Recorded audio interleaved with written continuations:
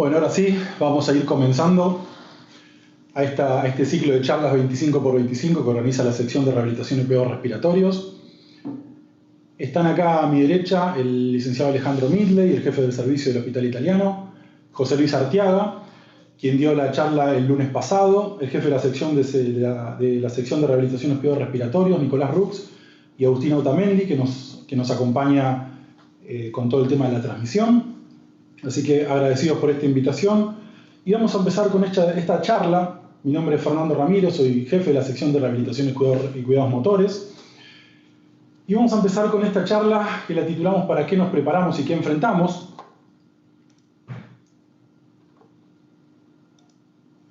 Y los objetivos de esta charla que vamos a ir hablando, vamos a hablar un poco de para qué nos preparamos muy rápidamente. Después vamos a hablar desde el envejecimiento poblacional hasta la transición epidemiológica, la construcción del envejecimiento, el qué enfrentamos y qué hacemos y qué hicimos, qué instrumentos de evaluación usamos y esta nueva normalidad de trabajo que llegó para quedarse.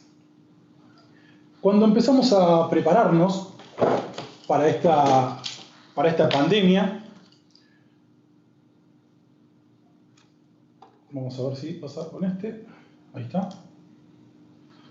Por supuesto, todos teníamos la comunicación de lo que venía de Asia, lo que venía de Europa, todos empezamos a informarnos y todos a nivel hospitales, centros de salud, empezaron a reestructurarse. Esta es una foto que me gusta colocar. Es una foto de un ex residente nuestro, Ramiro, que está en la terapia intensiva. Actualmente trabaja en la terapia intensiva pediátrica, Romina, que trabaja en la terapia intensiva adulto, y Luciana, que trabaja en la sección de rehabilitación y cuidados motores. Toda esta reestructuración nos llevó también a saber que todos los kinesiólogos, ya los más entrenados a los menos entrenados, en su mayoría ya sabíamos cuáles eran los sistemas de alto flujo, de bajo flujo, qué teníamos que utilizar en diferentes pacientes por el tema de la aerosolización. Empezamos a entrenarnos ya sea en ventilación mecánica, para los que menos sabían por lo menos tener las nociones básicas. Sabíamos que había técnicas del paciente en prono, con ventilación mecánica, los equipamientos de protección personal. Algunos utilizamos más el equipamiento de protección personal, nos entrenamos más veces en colocarlo que en lo que lo usamos. Y creo que todos nos preparamos para estar a la altura de los hechos, y creo que lo estamos, ya que todos estamos pasando por una situación histórica, para bien o para mal es una situación histórica. Pero en este camino nos quedó algo que teníamos pensado que iba a llegar, pero no por ahí de la forma en que llegó, y es esto que es el adulto mayor. Es una población de pacientes que empezó a llegar al hospital, y esta población de pacientes que empezó a llegar al hospital, empezó a llegar simplemente por esto. Va pasando ahí. No sé si se ve ahí la diapositiva. A ver, vamos a ver un segundito, a ver si... Ahí está. Por ahí tardan en cargarse un segundito. Empezó a llegar justamente por esto, ¿sí? El envejecimiento poblacional, que es el aumento de la proporción de personas de edad avanzada sobre el total de los individuos, que podemos verlo los mayores de 65 años sobre el total de la población, y el tamaño y composición de una población se determina por estos tres procesos demográficos muy característicos, que son la fertilidad, la mortalidad y las migraciones. Vamos a hablar de la fertilidad y la mortalidad. Las migraciones simplemente lo voy a nombrar, tanto las migraciones a nivel europeo como en Latinoamérica, como puede ser el pueblo venezolano, son migraciones de poblaciones, jóvenes adultas que llegan a una población y siguen en esa población hasta el final de su vida. Por ende cambian la composición poblacional. Y para hablar de mortalidad, me gusta tocar estos gráficos. Este es el nivel poblacional, perdón, el mapa de mortalidad en 1950. Lo azul pueden ver mayor tasa de mortalidad y lo más claro menor tasa de mortalidad. ¿Cómo cambia para el 2020? En el sexo masculino. Y lo que pasa en el sexo femenino en 1950, lo más oscuro, vuelvo a repetir, mayor mortalidad. Y lo que pasa en el 2020, donde estamos hablando de una tasa de longevidad que la mujer llega a tasas longevas mucho más altas que el hombre, aproximadamente en los 85-87 años. Y también pasa algo muy importante con la fertilidad. que la fertilidad la vamos a tomar como esto, la cantidad de nacimientos por mujer, ¿sí? Como pueden ver, en 1950 el promedio de nacimientos eran aproximadamente 5 nacimientos por mujer, y del 2010 al 2020 eso bajó a 2.5, de 2 a 2.5 de nacimiento por mujer.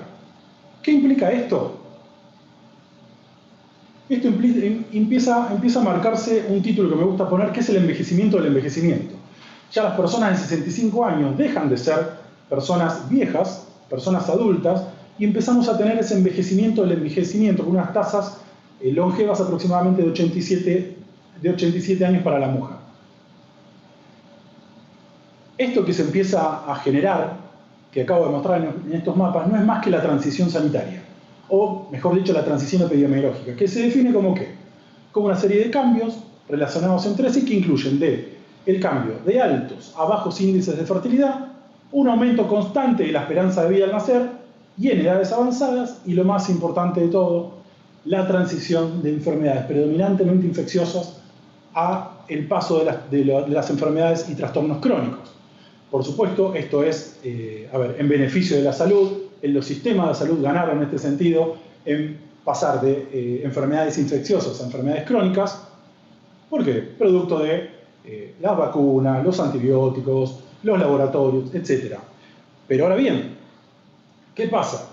En esta transición sanitaria, cuando nos cae una pandemia con una tasa de mortalidad alta y cuando tenemos una tasa de edad aproximadamente entre 87 y 90 años y no tenemos una vacuna. Entonces, a veces a mí me gusta remitirme a una palabra que dice la doctora Zurruna, una neuróloga del Hospital Italiano, que dice: a nosotros los accidentes cerebrovasculares no nos llegan por los factores de riesgo, sino nos llegan porque tenemos pacientes de edad avanzada. Entonces, en toda esta transición sanitaria o epidemiológica, es donde a mí me gusta decir el término de construcción del envejecimiento. El envejecimiento se construye y se llega a un punto que es el punto de la fragilidad, ¿sí? La salud de la persona se construye y es multifactorial. Tenemos la polifarmacia, la movilidad, todo lo que pueden ver ahí. Todo eso construye al estado de salud y construye el envejecimiento de una persona. Ahí está. Y acá me detengo en un término que usa Claudio Franceschi, un italiano, ¿no? Se sobreentiende, que usa el término inflaming. El término inflaming, él utiliza este término para decir que hay un estado inflamatorio propio en el adulto, en el envejecimiento, por así decirlo, que se trata de un estado inflamatorio crónico, controlado, sintomático, de bajo grado, que se mantiene. ¿Y qué hace esto? Disminuye la capacidad de respuesta ante nuevos antígenos de la persona que está envejeciendo. Y se empieza a crear un aumento del funcionamiento del sistema inmunológico, generando el fenotipo inflamatorio, con aumento de interleucina 6, 8, la TNF, el factor de crecimiento tumoral. Y como pueden ver, son cosas que en la charla, cuando habló Alejandro Milde sobre el músculo y la célula del músculo del paciente crítico, son cosas que voy a repetir porque se dan en los dos casos por igual. Entonces, este estado inflamatorio es característico del envejecimiento y sí está asociado a una exposición de antígenos. Este que ven abajo es un modelo de trayectoria de la persona, un modelo de adaptación creado por, toca abajo, justo se ve eso, ahí pueden ver la cita, es donde ustedes pueden ver a la persona sana, que ante un agente estresor puede directamente caer en una dependencia máxima, puede seguir hasta el fin de sus vidas en una independencia, o puede ante un agente estresor fragilizarse, ir a la dependencia o ir a la fragilidad. A su vez, pueden ver en el gráfico al costado que lo único que cambia en este gráfico, en estos pacientes, es esta curva. Esta curva es ustedes la que pueden ver en el envejecimiento, una curva mucho más baja, que es muy difícil de elevarla. Es muy raro que un paciente frágil tenga esta curva de elevación ante un agente estresor. Generalmente eso es lo que cuesta un poco más, que ahora lo vamos a ver más adelante. Entonces estamos hablando de que el paciente puede fragilizarse también, y esta construcción del envejecimiento nos lleva a la fragilidad. Y la fragilidad tiene un montón de términos, y cada vez hay más y cada vez se habla más del término fragilidad, y la fragilidad es como la nueva pediatría, como le dicen ahora. Acá pueden ver este cuadro que es el círculo vicioso de la fragilidad, y a mí me gusta el término que es un síndrome multifactorial caracterizado por esto, por la pérdida de reserva física, mayor vulnerabilidad a efectos adversos y una acumulación de déficits. Que esto es la parte que nos tenemos que quedar dentro de la fragilidad, que son individualmente reversibles, pero colectivamente son insuperables, ¿sí? Y no estamos hablando de un momento específico donde al paciente le pasa algo, sino estamos hablando de la sumatoria, ¿sí? de déficit que va teniendo el paciente con la pérdida de la sumatoria de la reserva física. Y que es algo a tener en cuenta la pérdida de reserva física. Alejandro, cuando habló, y José Luis, cuando hablaron en las charlas anteriores, hablaron mucho acerca de la atrofia muscular esquelética en el paciente crítico. Yo vengo hablando en el cuadro este del lado de la derecha, vengo hablando desde la edad, desde el envejecimiento, que hay un proceso inflamatorio que se va dando en estos pacientes, pero también está la parte de la inactividad física, del sedentarismo. Esta inactividad física lo que genera, para entrar un poquito en conocimiento de esto, es una respuesta a la insulina, ¿sí? Una resistencia a la insulina más que una respuesta, que lo que hace es disminuir la estimulación de esta síntesis de proteína y aumentar la activación de las vías de degradación. Por supuesto, todos saben, para entenderlo un poco mejor, la resistencia anabólica es esto, la resistencia al anabolismo. El cuerpo se hace más resistente al anabolismo muscular. Y la inactividad física es el primer contribuyente a la resistencia anabólica en adultos mayores y en pacientes críticamente enfermos. Y cuando hablo de la disminución de la estimulación de la síntesis de proteína y la activación de las vías de degradación, estamos hablando del backup proteico que pueda tener un paciente ante un agente estresor. ¿Cómo se defiende un paciente? Que después Alejandro de eso va a hablar porque también habló en su charla, José Luis también. ¿Cómo se defiende un paciente ante un agente estresor? Estas me gustó ponerlas porque fueron palabras de Alejandro, pero para darle continuidad a lo que fuimos hablando, habla que la enfermedad crítica resulta en una atrofia rápida del músculo esquelético, que es el resultado de la resistencia anabólica y la degradación del músculo, por lo que dijimos antes también de las proteínas. Y esto es lo más importante, la reserva proteica es un determinante en la morbilidad y capacidad de recuperación de los pacientes. Como ven en el cuadro de la izquierda, la línea azul es un paciente normal, donde tiene un agente estresor, pero tiene un backup proteico que lo defiende, donde cae un poco su reserva funcional y se recupera. Pero ¿qué pasa con la línea roja cuando ese paciente no recupera porque no tiene un buen backup proteico? Y esta es un poco la línea del anciano, la línea de nuestros viejos, cariñosamente diciéndolo.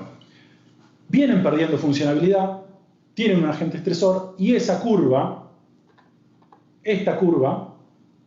es la que más cuesta después elevar, que esta curva puede ir variando hacia arriba o hacia abajo. A su vez, lo que pasa cuando hay un agente estresor, aparece lo que se llama la Hip Protein Shock, que es una proteína que lo que hace, es una célula que lo que hace es reparar las proteínas y está mucho más presente en personas entrenadas, y disminuye esto en personas adultas. Y como pueden ver al lado, el cuadro que estoy mostrando habla del fenotipo del anciano, desde el fit, el prefrail y el frail. El fit es el anciano robusto. Y habla de la capacidad de adaptación y resiliencia que tienen estos pacientes, este fenotipo de pacientes, ante un agente estresor, que el agente estresor vendría a ser esto. ¿Sí? Entonces, ustedes pueden ver que hay una capacidad de adaptación y de resiliencia mucho mayor en el adulto robusto, en el fit, que en el prefrail y el frail. ¿Producto de qué? Producto de esto también, de la HPS. Producto de que esto lo vamos a dejar como una pregunta también disparadora para el final de la charla. Pero pueden ver que la capacidad adaptativa y de resiliencia que tiene un paciente frágil tiene una pobre capacidad adaptativa ante un agente estresor.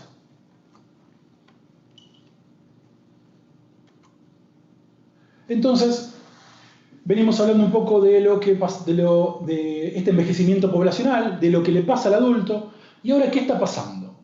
Entonces, lo que voy a mostrar ahora es un gráfico de hospitales públicos, que es de hace una semana, no está actualizado, probablemente haya cambiado un poco, pero es lo que nos viene pasando. Entonces, ¿qué está pasando? Está pasando esto. Ustedes pueden ver una cantidad de hospitales,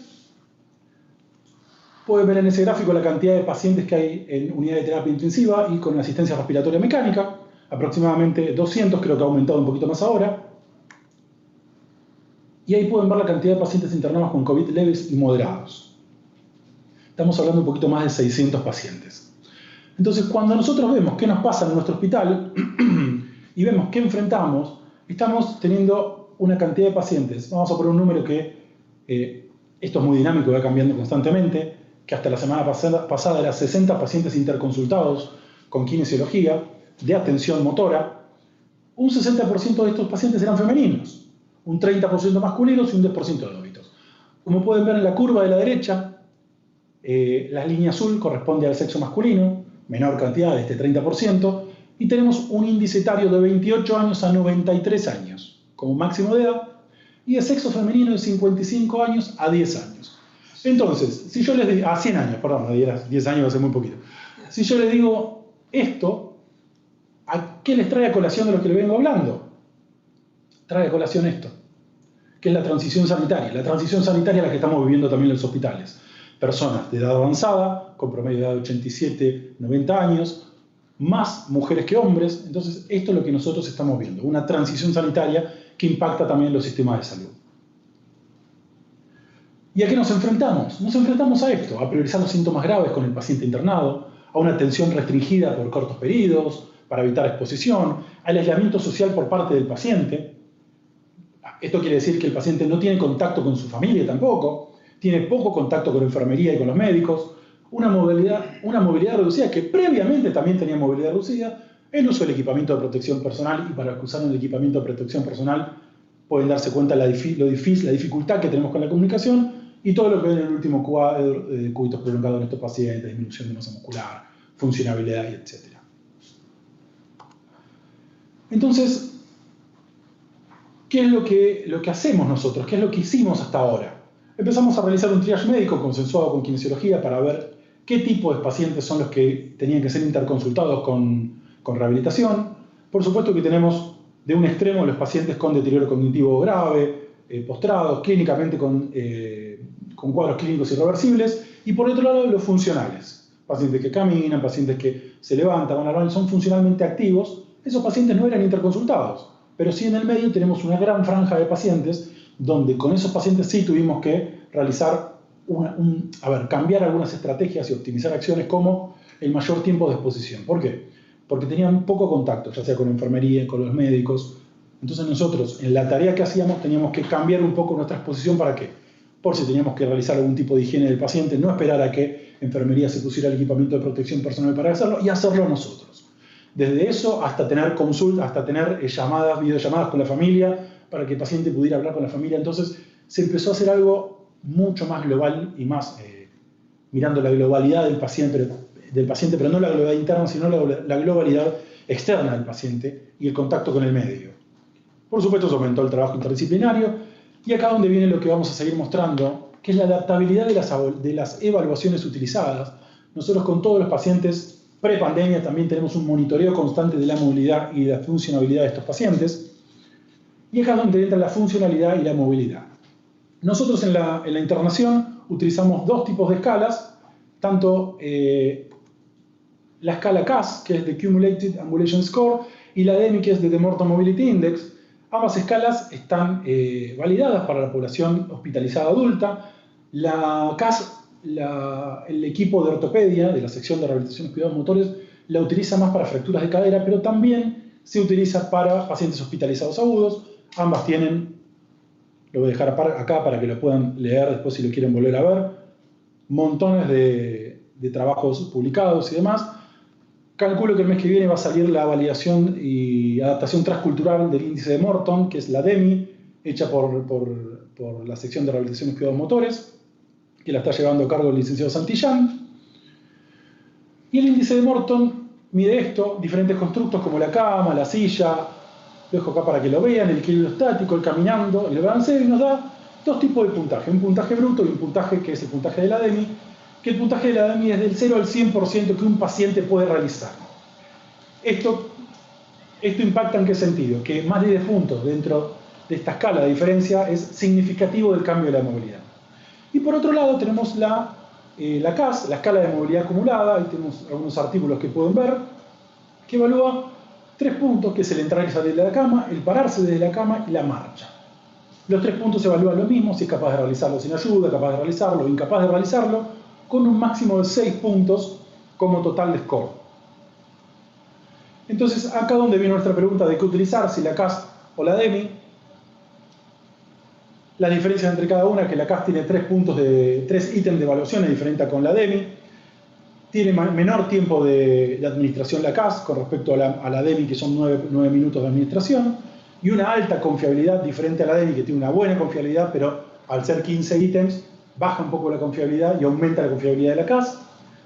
Y por supuesto, en esto de exponernos menos, utilizamos la CAS porque también evalúa el quehacer diario, lo que nosotros diariamente hacemos con este paciente, con los pacientes.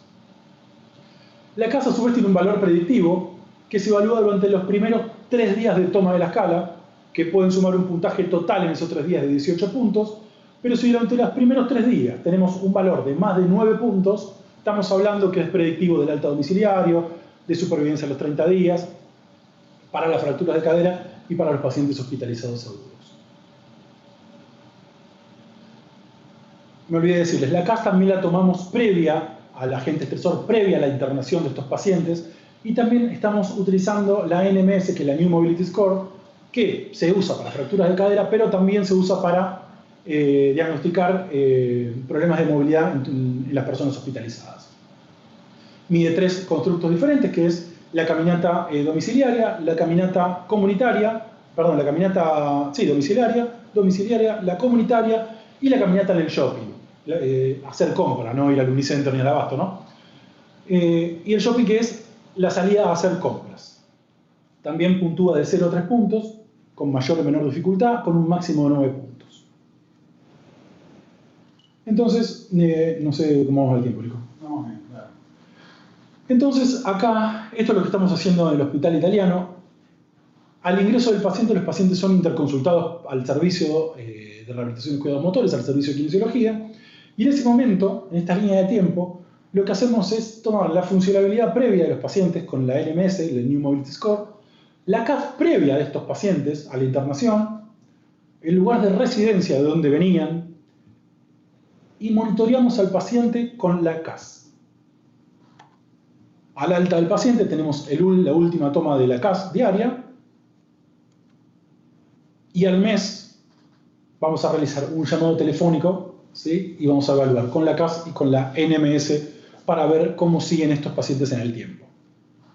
Cabe destacar una cosa, que el hospital es un hospital de agudos. Nosotros tenemos proceso de internación en la internación general aproximadamente entre 5 y 7 días de los pacientes, y de golpe nos hemos convertido en un hospital geriátrico. Por eso también hemos modificado algunas cosas en la toma de decisiones de cómo evaluar a los pacientes y cómo monitorearlos, y por qué monitorearlos durante tanto tiempo, para tener datos transversales y datos que nos sirvan para poder monitorear a estos pacientes.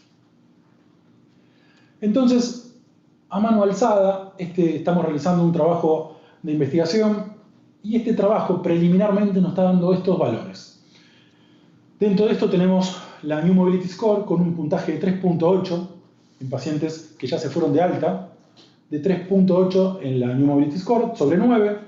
Tenemos un 3.5 de CAS previo, y acá viene lo importante que tenemos. Al primer día de la CAS, un puntaje de 2.5, lo que quiere decir que el puntaje cayó un punto. Y en la escala CAS, la caída de un punto del puntaje implica que es significativamente importante de cambio tener un punto de diferencia. Pero al último día de la toma de la escala, aumentó medio punto esto, ¿sí? Sobre el primer día de la toma de la escala al último día aumentó medio punto, lo cual no es significativo de cambio, pero sí la gran diferencia de esto es la diferencia que tenemos desde lo previo hasta cómo estaban al alta estos pacientes, por lo cual podemos decir que los pacientes no cambian la funcionabilidad ni la movilidad en la internación. Hay muchos pacientes que agregar todavía a estos datos preliminares que tenemos. Ahora recién estamos haciendo los primeros llamados telefónicos. Y esta es una imagen que me gusta poner de qué es un poco lo que estamos haciendo en el hospital y cuál es la importancia de hacer esto. Es una foto sacada por otro paciente a Juan Barci, un colega de la sección que está viendo a estos pacientes. El barbijo, por supuesto, se lo sacó para la foto, pero los pacientes todo el tiempo están con el barbijo colocado, pero me pareció importante ponerla.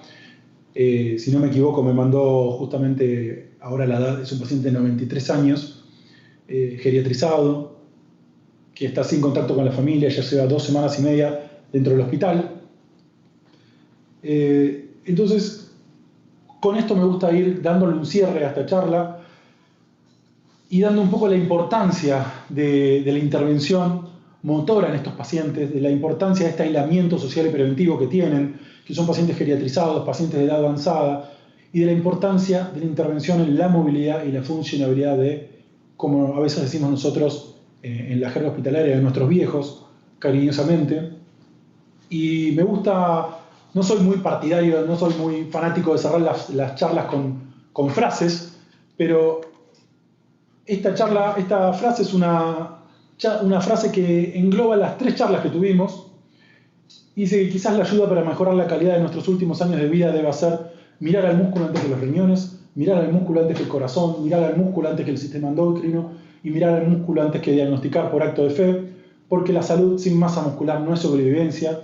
Y es una frase que decía una entrenadora mía, que cuando íbamos a entrenar con dolores y demás, decía, entrenar que la fuerza cura, y creo que sin saber fisiopatológicamente qué era lo que quería decir, estaba muy acertada en el término. Y por último voy a cerrar con esto, que es la nueva normalidad, y hice una pequeña encuesta entre personas allegadas, colegas, de qué era lo que creían que esta nueva normalidad post pandemia iba a dejar a nivel salud, a nivel social, a nivel hospitalario. Y todos fueron con, el primer punto, todos fueron con la telerehabilitación. La imagen de la izquierda es una foto de las primeras telerehabilitaciones realizadas en el 2018, que realizamos 10, 12 teleconsultas nada más, telerehabilitaciones. Y la imagen de la derecha es una kinesióloga de la sección realizando teleconsultas, ahora donde el nivel de teleconsultas aumentó drásticamente. Y en el 2018, esta es una charla que dio Alejandro Madeley en el ciclo de conferencias universitarias sobre innovación, donde habló sobre telerehabilitación. Y ya veníamos realizando esto, pero bueno, por supuesto esta nueva normalidad, esta pandemia nos llevó a impulsar el sistema de telerehabilitación y demás sistemas de información, que seguramente vamos a estar hablando de esto más adelante en alguna charla que nos va a estar acompañando Agustín Otamendi. Otra de las cosas que llegó para quedarse es esto, son las conferencias, los webinars, los ateneos por Zoom, los ateneos por Meet, son cosas que llegaron para quedarse, muy útiles. Otra de las cosas que dijeron también es el distanciamiento social. La imagen de la derecha es también una reestructuración de todos nuestros equipos con kinesiólogos de la sección motora, respiratoria. El distanciamiento social, el distanciamiento hospitalario, el cuidado de la higiene. Y por supuesto, otra cosa que denotó es el tapaboca, y ya ahora hay muchísimos memes con esto, y quién no tiene su tapaboca ahora colgado donde están todas las llaves de la casa de uno. Así que con esto damos un poquito un cierre a esta charla. Les agradezco a todos por estar del otro lado y escucharme, a la invitación. Y ahora voy a dejar esta última, casi me equivoco, le doy la mano. Voy a dejar esta última presentación que los invitamos a todos al próximo lunes 15 de junio en este ciclo de conferencias de 25x25 que organiza la sección de rehabilitación y cuidados respiratorios, que va a hablar la licenciada Vanessa Ruiz sobre si puede el prono consciente prevenir la intubación, un tema que va a dar para hablar por demás, porque hay muchísimo para hablar. Y ahora, como dije antes, a mi derecha está el jefe del servicio, Alejandro Midley, a mi izquierda está José Luis Arteaga, Nico Rutz, que va a ser como moderador, pero también va a poder responder preguntas, pues palabra más que autorizada para hacerlo. Pero vamos a dejar estas 3 preguntas, que es cómo se relaciona la función metabólica del músculo con la actividad física, prehabilitación y rehabilitación. ¿Cuáles creen que son las variables de la capacidad de adaptación y resiliencia que tiene el adulto mayor para enfrentar un agente estresor? ¿Y si cree usted que la pérdida de fuerza muscular en el paciente sano es tan grave como la debilidad muscular adquirida del paciente crítico? Por supuesto, estas son preguntas disparadoras que pueden responderla, también pueden hacer las suyas, y acá vamos a estar los 3 para responder estas preguntas, así que muchísimas gracias.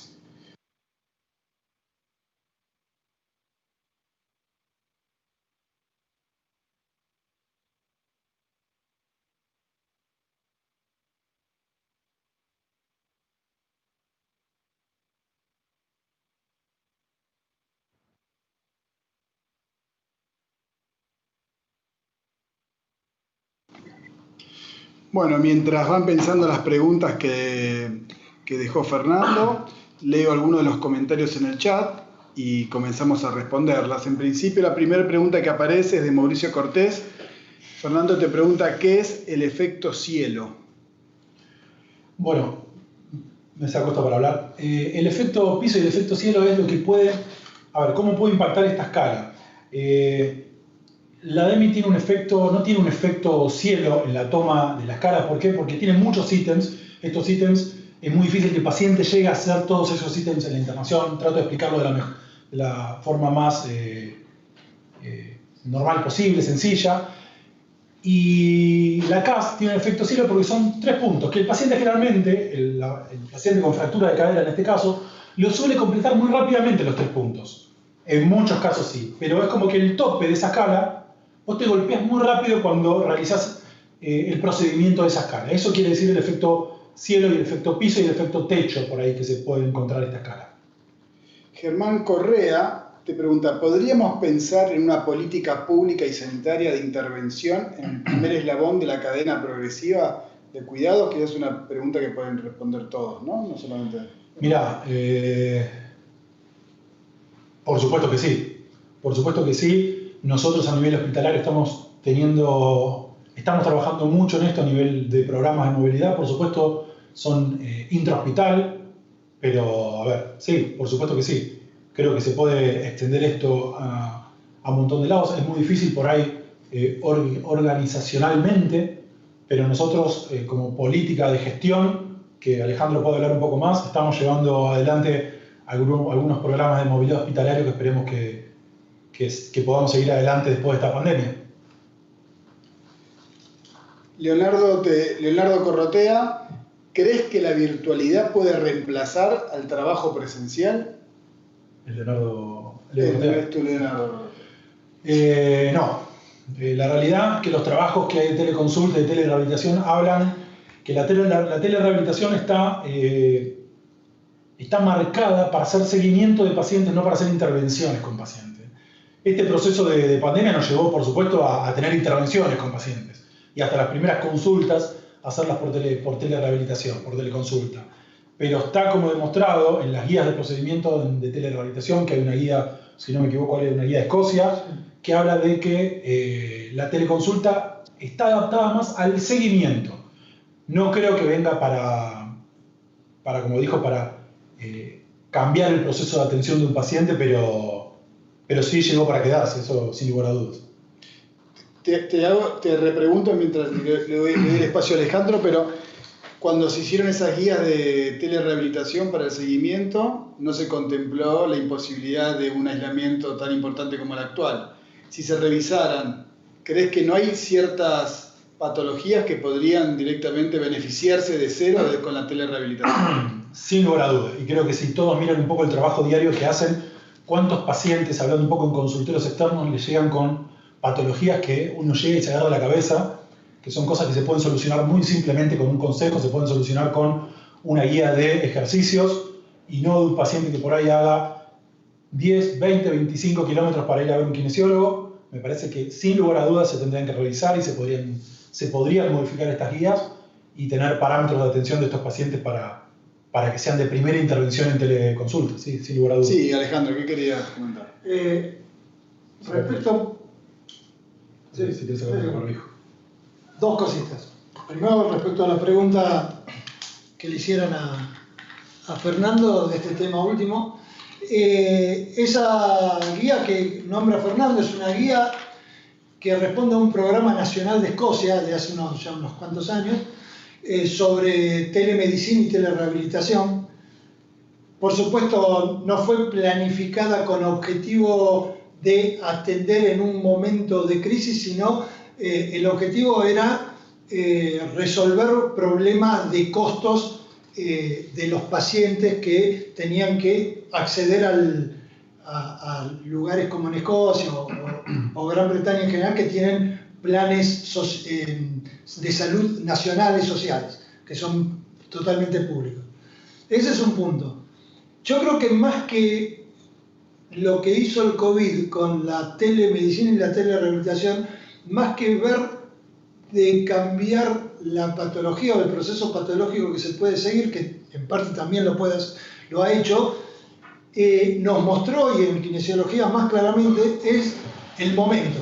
Nosotros nunca hubiéramos pensado, y hasta dicho por la gente experta en informática, hace 2 años atrás, cuando yo di esa charla de innovación, no se aconsejaba que la telerehabilitación fuera como el primer contacto con el paciente. Hoy en día yo te puedo decir que estamos haciendo evaluaciones kinésicas de pacientes ambulatorios y seguimientos de postoperatorio, por ejemplo, de reemplazo de rodillas, por supuesto, viendo si el paciente tiene ciertas condiciones básicas sin ningún problema. Y con respecto a lo que decía Germán, de esto de tener una política pública donde nosotros estemos presentes como atención primaria, creo que para llegar a ese punto, más allá de todo lo que hay que resolver en la salud pública respecto a lo que es rehabilitación, que es muy complejo, creo que lo que podemos hacer los kinesiólogos más que nada es acercar más información, que en parte lo venimos haciendo nosotros acá, sobre la fisiopatología y el comportamiento del cuerpo en lo que después va a ser un proceso que uno lo ve como epidemiológico o como un número en las estadísticas. Pero todo lo que mostramos que pasa con el músculo, si la gente que tiene que resolver gestión no entiende que, por ejemplo, un músculo atrofiado es un músculo que lastima a órganos como el hígado, como el riñón, como el tejido graso o como el tejido vascular, es muy difícil hacerlos cambiar de opinión pensando que hay que invertir para hacer rehabilitación como acto primario. Antes de leer la pregunta de Marcela, estoy recordando en este momento que mi primer contacto con la telerehabilitación fue en el año 2002 en Barcelona, cuando tuve la oportunidad de rotar por el Hospital Clínic para tener una experiencia en rehabilitación pulmonar, y en ese tiempo ya se estaba experimentando con la telerehabilitación para rehabilitación pulmonar, año 2002. Marcela Santini, ¿hay en la Argentina un encuadre legal que proteja a los kinesiólogos en una intervención de telerehabilitación? Gran tema. A ver, yo te voy a decir lo que hemos tratado acá con la gente de informática. Lo que pasa es que, bueno, nosotros tenemos la suerte de tener una estructura que el hospital fue haciendo crecer desde hace más de 10 años y que nosotros la estamos aprovechando. Cuando uno tiene un soporte legal, técnico, de programación, como pasa acá en el hospital, para todas las especialidades que se quieran sumar a la asistencia remota, es más fácil. Cuando uno está aislado, posiblemente tenga grises más grandes, porque que yo sepa, así como pasó con la parte legal hace años, con todo lo que es Internet, y que ahora hay cosas que ya están legisladas, bueno, con la telerehabilitación está pasando lo mismo. Bueno, mientras alguien más piensa alguna pregunta, el panel puede comenzar a discutir las preguntas que preparó Fernando. Bueno, podemos ir con la primera pregunta, que es cómo se relaciona la función metabólica del músculo con la actividad física, prehabilitación y rehabilitación. Ale y José Luis, si quieren aportar algo de esa pregunta. Esa vos, que yo ya hablé hasta recién. Bueno. Relaciona la función metabólica con la actividad prehabilitación y rehabilitación. Haciendo énfasis en lo que dijo Alejandro, muy bien, en realidad está muy bueno primero conocer la fisiología, ¿sí? La fisiología muscular y la importancia para entender después la fisiopatología y poder tratar a los pacientes. Eso me parecería rescatable, digamos, como para hacer énfasis en este concepto. Lo que yo puedo agregar es que cuando uno lee y busca sobre lo que se ha ido encontrando e investigando en los últimos 20 años sobre la función metabólica y sobre todo sobre la aparición o la identificación de las mioquinas, Todo esto se ha hecho sobre la actividad física y en especial sobre el deporte, ¿sí? El ejercicio intenso.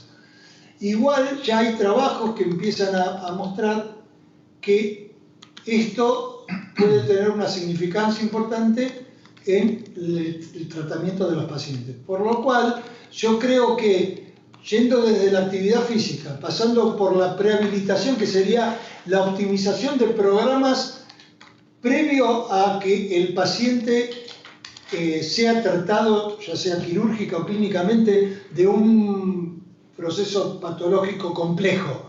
Esto se ve mucho en prequirúrgicos importantes, como pasa con los trasplantes o cirugías abdominales complejas. Y la rehabilitación, propiamente dicho, yo creo que tenemos que empezar, como lo dije en mi charla, a pensar al paciente no como alguien que lo queremos llevar a que no pierda músculo porque se tiene que mover y caminar, sino porque además queremos que todo eso sirva para que todo su sistema metabólico e inmune no caiga y a futuro se vean otros problemas que aparentemente creemos que no están relacionados y que están muy relacionados. Me pregunto si con la otra. No. La próxima pregunta es: ¿cuáles creen que son las variables de la capacidad de adaptación y resiliencia que tiene el adulto mayor para enfrentar un agente agresor? A ver, creo que se corresponde un poco a las 3 charlas que estuvimos viendo. Esas variables que hay, por supuesto, es lo que puede impactar con el entrenamiento que tengan sus pacientes, con la capacidad o el backup proteico que tengan esos pacientes, con el estado de salud en sí de ese paciente, lo que va a hacer que un adulto mayor pueda enfrentar más o menos mejor o peor a un agente estresor. Pero volvemos a lo mismo, todo tiene que ver con la fisiopatología. Como dije antes, el proceso del envejecimiento, esta construcción del envejecimiento, se empieza a generar una inflamación, y esa inflamación es una inflamación sistémica del cuerpo. Entonces, cuando vemos un paciente internado por, no sé, una neumonía, por cualquier otra patología en una sala de internación general, no estamos viendo simplemente un paciente con una neumonía, estamos viendo un paciente por supuesto, con su sarcopenia, con la disminución de la función. Estamos viendo un paciente que le impactan un montón de factores y que no solamente esa internación es la que hizo que bajara su capacidad de adaptación ante un agente estresor. Si alguien quiere agregar algo más. Y la próxima pregunta es si cree usted que la pérdida de la fuerza muscular en el paciente sano es tan grave como la debilidad muscular adquirida del paciente crítico. Y te la pregunto a vos, José. Sí, esta pregunta, bueno, esta pregunta en realidad es una pregunta un poco tramposa, ¿sí? Es muy tramposa porque nos remite a pensamientos contrapuestos, ¿no? Estos pensamientos contrapuestos es pensar en el paciente sano, o sea, ser paciente y ser sano parecerían dos conceptos opuestos, pero cuando se los une, construyen lo que se denomina un oxímoron que nos dice ¿cuál será el beneficio de la medicina preventiva? ¿Será el costo quizá de la hospitalización del paciente? ¿Agarrar un paciente que es sano y hacerlo objeto de análisis y volverlo enfermo de manera inmediata? O sea, ¿cuál será el límite de eso, no? Y el otro es si la pérdida de fuerza de la debilidad muscular adquirida del paciente crítico. Bueno, al parecer los dos extremos de esta pregunta nos van a poner a pensar y nos van a poner a dudar sobre nuestro accionar, ¿no? Y yo creo que debemos enfocarnos bien en el contexto del paciente, en el contexto del medio en el cual nos movemos como profesionales, y bueno, y seguramente algunos pacientes serán los indicados, como dijo bien Alejandro. Un paciente que va a hacerse un trasplante será un buen objeto de la rehabilitación, ¿sí? Y un paciente que no necesariamente esté enfermo, porque estar sano es tener ausencia de enfermedad, o quizá en el tema de lo que sería la medicina preventiva, optimizar esta salud al máximo haciendo algún tipo de intervención que nos mantenga sanos hasta que hagamos alguna actividad que la interrumpa. Bueno, será objeto del análisis propio de cada uno, y bueno, se los dejo para que piensen y analicen. Y si a alguien le interesa, a Esteban Rubinstein es un médico argentino que se dedica a la prevención primaria, habla muchísimo sobre esta nueva modalidad del paciente enfermo o el contexto de decir también el paciente en espera, ¿no? Bueno. Quiero agregar una cosita que tiene mucho que ver con una diapo, no sé si la recuerdan, de la charla que di, que de un lado, del lado izquierdo, estaba todo lo que puede generar las mioquinas inducidas por la contracción muscular, todos los beneficios, y del otro lado había un cuadrito que tenía que ver con la hipótesis de lo que se da en llamar en muchos papers la enfermedad de la inactividad. Y acá tiene que ver mucho con esto, porque yo puedo tener pérdida de fuerza muscular en una forma transitoria, porque me pusieron un yeso, estuve con gripe, y la otra es que yo ya tenga un hábito poco sano de no moverme, de estar sedentario, y que con el tiempo yo llegue a ciertos procesos que tienen en su construcción, tuvieron que ver con la inactividad y con todo lo que la inactividad produce, y que termina como corolario que si me toca llegar en ese estado a una unidad de terapia intensiva, entro, pero seguramente con una reserva proteica mucho más baja, menor. Por lo cual, todo lo que se conoce de la debilidad adquirida en pacientes, sabemos que pacientes jóvenes con sepsis severas tienen debilidad adquirida, pero la pasa mucho peor un adulto que entra ya con otras cosas agregadas. Bueno, muchas gracias. Vamos a ir finalizando la presentación de hoy. Los invitamos nuevamente, es el lunes que viene, 15 de junio. Vanessa Ruiz va a hablar sobre si el prono consciente puede prevenir la intubación. El prono consciente es una técnica que se conoce hace algunos años, pero que a raíz de la pandemia y el colapso de las áreas hospitalarias en muchos países comenzó a utilizarse con muchísima más frecuencia. Esto es pedir a los pacientes que se pongan boca abajo, estando en las salas generales, como una intención de prevenir la intubación o de facilitar la mejora de la función respiratoria. Vanessa nos va a hablar el lunes que viene acerca de esta técnica, si es o no efectiva en la prevención de la intubación. Nuevamente, muchas gracias a todos y los esperamos el lunes que viene.